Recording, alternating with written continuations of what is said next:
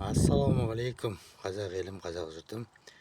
Мен жаңа бір мақаланы қарап отырып, қараңыздаршы, мына мысалда қарбызда анада бір 7-8 жерде жүріп, бір қателерде жүріп, байқамай қалғанмын ғой.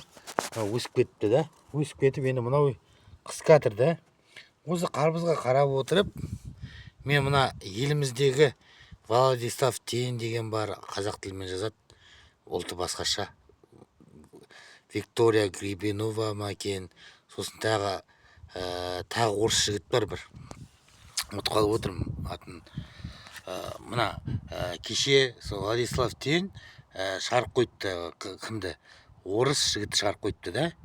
Орыс ұлты бағанағыдай африканец па бірдеме, сосын шетелдің азаматтары қазақша сөйлеп жатыр. Сонда мен ойлаймын да, мен мына қарбызды мен еге алмай жүрмін ғой.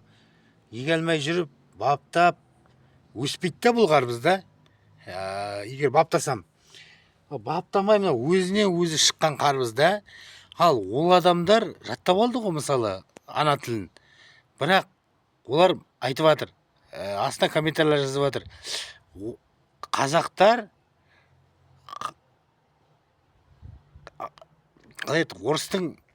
қазақтың орыстарына бұны үйрету керек бірінші дейді да.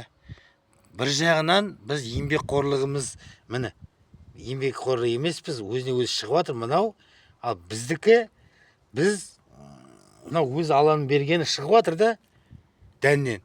Ал біз ана тілімізді білмейміз, білмегендіктен қуанбау керекпіз. Олар басқа ұлт қой, Владислав Тен. Басқа ұлт болып, ана жерде менің ойымша мазақ қылып жатыр деп есептеймін, ана тілімізді, қазақ тілімізді. Олар неге жазбайды, орыс мектептерін жабу керек деп.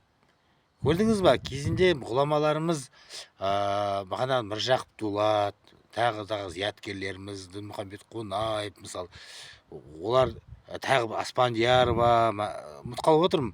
Сондай бір көрікті, бағанағыдай ең қыздардың ішінен мектеп ашқан Ыбырай Алтынсарин атамызда ана тілімізді ашты, медресе ашты, бірақ оқыды, дінде болды, бәрі де болды да. Бірақ олар өйтіп басқа ұлтпен сынаған жоқ қой. Жаман айтпай жақсы жоқ ағайындар. Соғыс болып кететін болса, кеше бағана Грибинова, Виктория, Денис, Геннадий деген сияқтылар, олар орыс мемлекеттер, қазақпыз демеміз. Мысалы, қазақстандікі ғой олар, бірақ орыс, Ресей мемлекетінде жүргендер, олар бағанағыдай өз ұлттарын есептейді. Францияда қазақша сөйлесең, мысалы, қазақ болып тұрып қазақша сөйлемесең дейді, ар жағындағы азамат, дүкенші күледі екен. Мен Францияда бір азаматтарымыз бар, достарымыз, таныстарымыз Фейсбуктағы. Солар айтады сөйтіп. Сонда мен айтайын дегенім, ағайындар, басқа ұлт, этностық топтар біздің ана тілімізді пайдаланып мазақ қылмаңыздар. Сіздерді белгілеп жазам, бірақ мен жаңа сол негрлерді, ол басқа ұлт қой енді, африканстарды айтып мазақ қылмаңыздар бізді.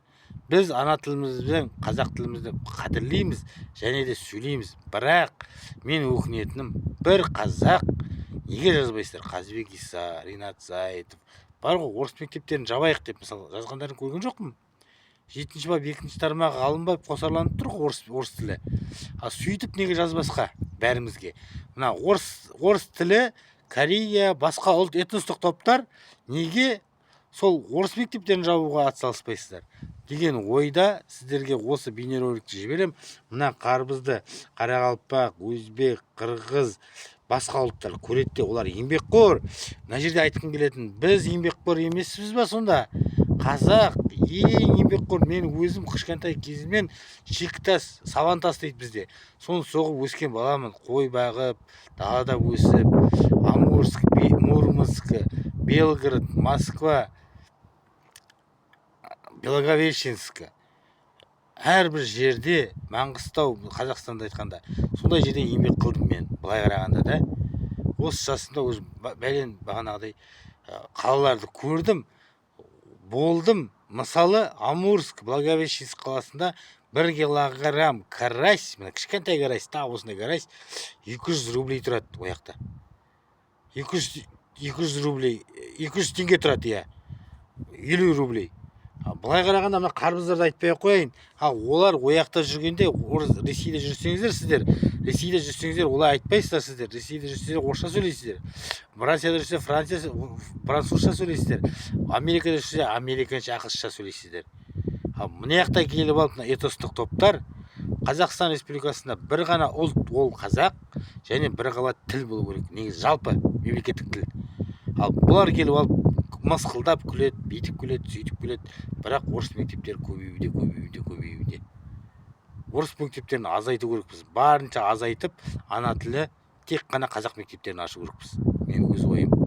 Рахмет, сау болыңыздар, бөлісіп жіберейік осыны. Міне, осымен салыстырып тұрмын ғой мен.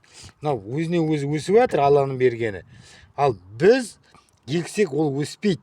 Ал мына кісілер келіп алып, ана тілімізді бағанағыдай біздің қазақтардан күшті сөйлейді деп. Сөйлей алмайды олар, біз Қазақстаннан артық сөйлей алмайды. Сіздер мақтай бермеңіздер, басқа ұлттың адамдары. Қазақ тілін мақтайын десеңіздер, 7-ші бап 2-ші тармағы орыс тілі қосарланып келген алынсын, және біз ана тілімізді қадірлесек, орыс мектептерін жою керекпіз, орыс атауларын жою керекпіз. Ресейде орыс атаулары тұрғы деген пікірді ұмытыңыздар. Олар тұра берсін, ояқта тұрса тұра берсін, жойса жоя берсін. Бірақ шекарада кеше көрдіңіздер ғой, Ресейде біздің қазақ азаматы жапа шегіп жатыр. Шекарада өтіп кетіп, аяқта ұстап алып жатыр. Неге біздің өзіміздің заттарымыз өзімізге шықпайды? Басқа Ресейде, басқа Қытай, басқа Қытайдан ертіс су ағып жатыр мысалы. Тағы басқа мақтау керекпіз басқа мемлекетті. Өз мемлекетіңізбен мақтаныңыздар.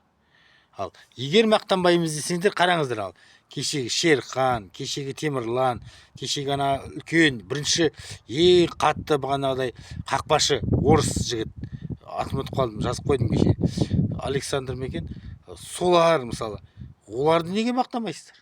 Көрдіңіздер ма? Еліміз аман, жұртымыз тыныш болсын.